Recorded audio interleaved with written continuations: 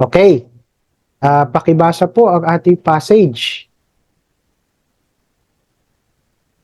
Sino po kaya gusto ba? Pero, Okay, Brother Mike, pakibasa na. John 15:5-8, ang siyang nagbubunga ng sagana, sapagkat wala kayong nagagawa kung kayo'y hiwalay sa akin. Verse 6, ang hindi nananaw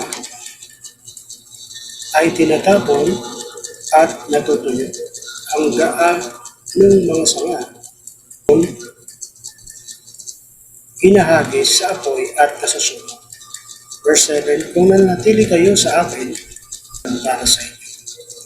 Napaparangalan ng aking Ama kung kayo'y masaganang nagbubunga at sa gayon kayo'y magiging mga anak. Page na tinutukoy po dyan ang ating Panginoong Hesus bilang puno.